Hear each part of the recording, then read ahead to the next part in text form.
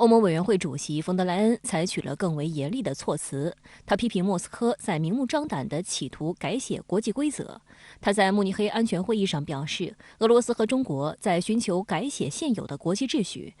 中国国务委员兼外长王毅通过视频连线参加了慕尼黑安全会议。他表示，北京一贯承诺尊重其他国家的领土主权完整。如果有人在此问题上质疑中方的态度，那就是别有用心的炒作，也是对中方立场的歪曲。王毅指出，北约的持续东扩是否真的能够保证欧洲持久和平？冷战早已结束，北约作为当年冷战的产物，应该审时度势，做出必要调整。如果一味的东扩，那么是不是就能够维护住欧洲的和平？是不是就能够实现欧洲的长治久安？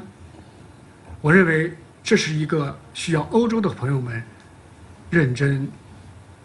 思考的问题。至于乌克兰问题解决前景，王毅表示，乌克兰应当成为东西方沟通的桥梁，而不应该成为大国对抗的前沿。对于欧洲安全，各方都可以提出自己的关切，其中俄方的合理安全关切应该得到尊重和重视。中方期待各方通过对话协商，找到真正有利于维护欧洲安全的解决方案。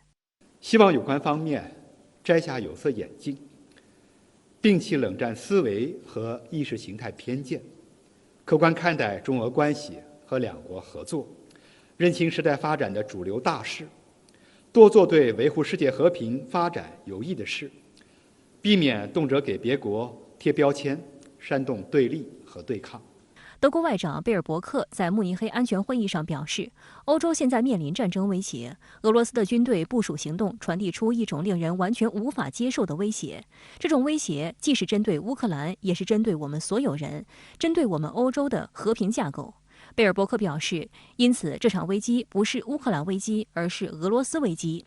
这位来自绿党的女政治家威胁道，如果俄罗斯入侵乌克兰，将会面临史无前例的制裁。德国已经做好准备为此付出经济上的代价。德国和俄罗斯之间的北溪2号天然气管道项目也是潜在制裁手段之一。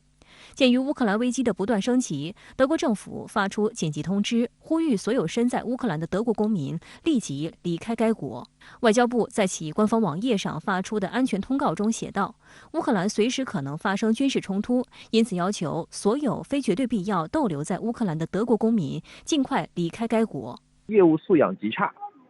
精通于政治表演，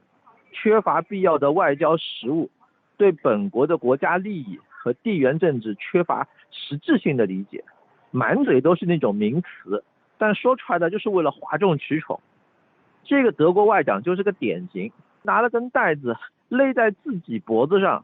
去威胁俄罗斯为美国人卖好，是对解决问题没好处，对德国利益没好处，对欧洲地缘政治格局没好处，就把自己卖干净了，去迎合美国战略需求和他个人政治算计的这么一种非常拙劣的表演。